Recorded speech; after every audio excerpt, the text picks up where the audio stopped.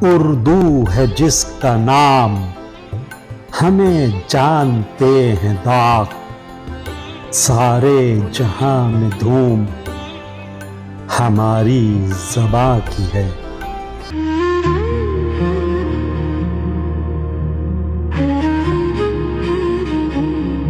قرۃ العین حیدر، آگ کا دریا اور محمود فاروقی۔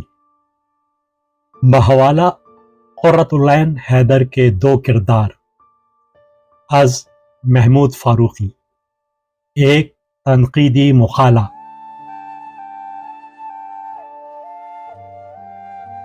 یہ عشق نہیں آساں، اتنا ہی سمجھ لیجئے، ایک آگ کا دریا ہے اور ڈوب کے جانا ہے۔ تیسری قسط، آواز و پیشکش مشہود فاروقی۔ قرۃ العین حیدر کے دو کردار۔ ناول کے ان 200 صفحات میں ہم گم ہو جائیں تو جو تاثر ذہن میں پیدا ہوتا ہے وہ یہی ہے کہ ہم بھارت ماتا کی گود میں پلے اور بڑے ہیں۔ یہاں کی دھرتی، یہاں کے دریا، یہاں کے راگ رنگ ہماری اپنی ایک علیحدہ رنگین دنیا بناتے ہیں۔ ہماری اس دیس کی محفل میں تلواریں سونتتے ہوئے ملیچ داخل ہو گئے۔ ہم نے اپنی گردنیں جھکا لیں، چلو ہم ان کو اپنا آقا مان لیتے ہیں، لیکن ان سے محبت نہیں کر سکتے۔ اس گھور اندھیارے میں اگر آس بندھتی ہے تو صرف ان لوگوں سے جو اپنے عقیدے کے مرکز سے ہٹ کر دائرے کے قد کے قریب پہنچ گئے ہیں، اور جن کا قدم بہک بہک کر اپنے دائرے سے نکل کر ہندو تہذیب کے دائرے میں بھی پڑنے لگا ہے۔ آؤ ان بہکنے والوں کے ہاتھ میں ہاتھ ڈال کر بھکتی کا ناچ ناچیں اور ان دو مختلف دائروں کو کاٹتا ہوا ایک نیا سماجی دائرہ بنائیں، جس میں ہندو ہندو نہ رہے، نہ مسلمان مسلمان، بلکہ دونوں بھارت ماتا کے بھگت بن کر جئیں اور مریں۔ ناول نگار کی ذہن کی یہ رفتار اپنے فنی جذبے و تاثر میں پڑھنے والے کو لپیٹ کر اس راہ پر لگا دیتی ہے جس راہ سے کٹ کر ہم بڑے جھمیلوں کے بعد پاکستان کی منزل تک پہنچے ہیں۔ اچھا، تو ہم نے تاریخ کا یہ سارا سفر ہی غلط کیا، ریت پھانکی اور جھک مارتے رہے۔ قرۃ العین حیدر کا ابو المنصور کمال الدین بغداد کے دقیانوسی فلسفوں کو چھوڑ کر سنسکرت کے تام پتروں کی تلاش میں ایودھیا پہنچ چکا ہے، مگر ایودھیا میں اسے ایک برہمن زادی ملی جو اس سے ہر وقت کبیر کی باتیں کیا کرتی، اس سے الٹی سیدھی بحثیں کرتی، اور کچھ عرصے کے لیے وہ جونپور کی شہزادی کو بھول گیا۔ اب وہ چمپاوتی ہی کے خیال میں کھویا رہتا، کیونکہ وہ بڑی انوکھی، بڑی نئی سی چیز تھی، ناجیہ اور ام رباب اور شہزادی سلیمہ بانو بیگم سے بالکل مختلف۔ سماجی تعلق کی یہ وہ ریشہ دوانی ہے جو کمال کے کردار میں آگے چل کر بڑی افراتفری کا باعث بن جاتی ہے۔ طرح طرح کی آوازوں نے اس سناٹے میں بہت سے بھنور پیدا کر دیے۔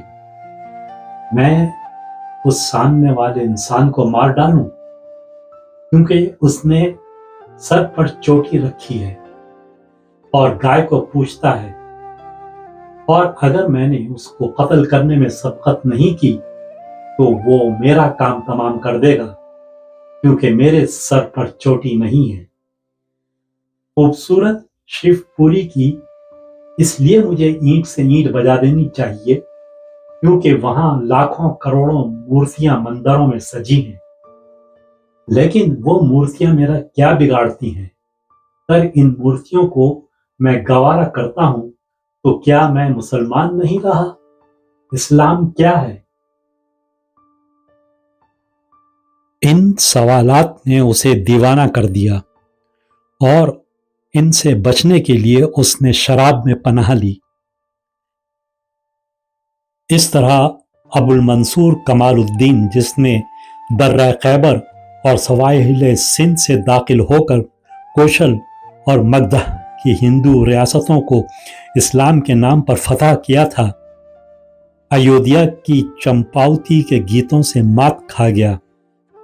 صدیوں سے جس عقیدے کو وہ مانتا آیا ہے، بھکتی کے لوپ نے اسے اندر ہی اندر کھوکھلا کر دیا، اور اسلام کے نام پر جان کی بازی لگا دینے والا کمال الدین ایک ایسے ذہنی قلعہ میں قلعہ بازی کھا رہا تھا جہاں اسے خدا کی تلاش نہیں تھی۔ حد تو یہ ہے کہ اسے عورت کی تلاش بھی نہیں تھی۔ اس کا سارا وجود اس دہشتناک خلا میں ڈول رہا تھا جہاں محض عمیق سناٹا ہوتا ہے۔ اس سناٹے میں صرف ایک سوچ بار بار گونجا کرتی، اگر ان مورتیوں کو میں گوارا کرتا ہوں تو کیا میں مسلمان نہیں رہا؟ اسلام کیا ہے؟ اور پھر جب وہ سلطان حسین شرقی کو بے یار و مددگار چھوڑ کر بھاگا اور پٹنہ کے گھاٹ پر پہنچا تو اس نے ایک جوگی سے، جس کے سر پر چوٹی نہیں تھی اور وہ وضاقتہ سے ہندو نہیں معلوم ہوتا تھا، پوچھا، بھائی تم مسلمان ہو؟ انسان ہوں، اس نے مختصر سا جواب دیا۔ میں بھی انسان ہوں، کمال نے لڑکھڑاتے ہوئے گویا اپنا تعارف کرایا۔ ناول نگار نے بتدریج کمال کے کردار کو اب اس منزل پر پہنچا دیا ہے جہاں مسلمان ہونا اور انسان ہونا مترادف نہیں رہا، بلکہ مسلمان ہونا ایک کمتر سا درجہ ہے اور مسلمانیت کو نظر انداز کر کے انسان ہو جانا ایک قابل فخر مقام ہے۔ کمال کو یہاں تک پہنچا کر ہماری ناول نگار بس نہیں کرتی، بلکہ اسے آگے کے ایک اور مرحلے کی طرف دھکیل دیتی ہیں جو شاید ان کے مزعومہ انسان محض بننے کے لیے ایک لازمی مرحلہ ہے۔ چنانچہ جس وقت بھکشو نے اس سے کہا،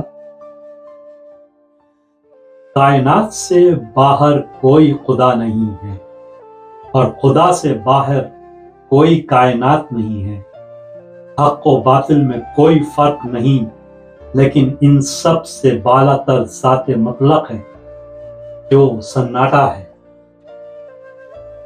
تو کمال الدین سناٹے میں آ گیا۔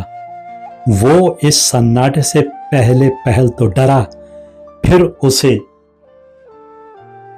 شونیا سناٹا، شونیتا جو ذات مطلق ہے، جو صفر کا تصور ہے، کے خیال سے وحشت ہونے لگی۔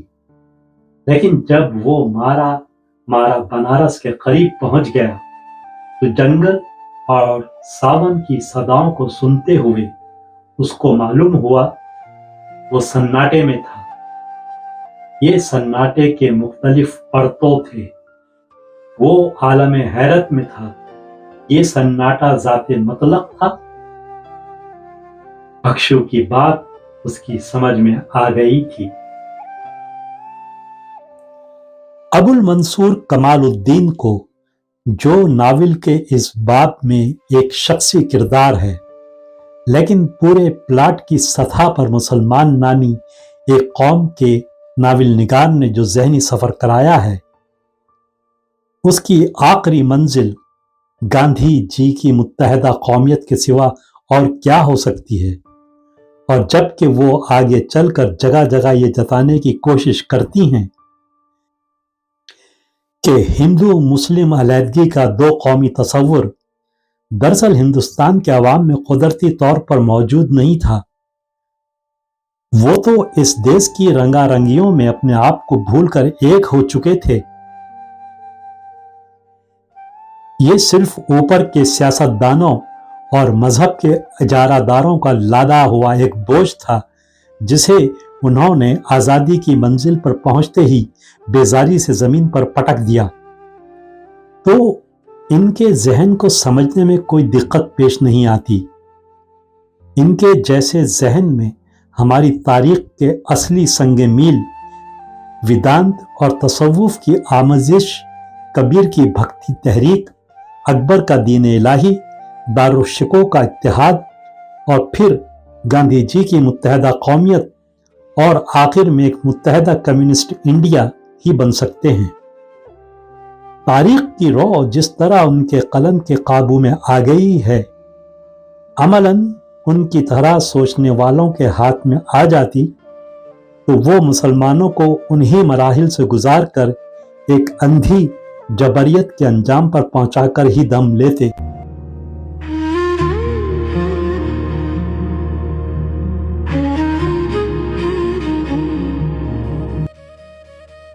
वीडियो देखने के बाद चैनल को सब्सक्राइब करना ना भूलें और ताज़ा तरीन अपडेट्स के लिए घंटी के बटन को जरूर दबाएं ताकि हमारे मुनफरिद और पुरअसर पैगामात आप तक पहुंचते रहें। और अगर लाइक करें तो अपने दोस्तों के साथ शेयर करें। शुक्रिया।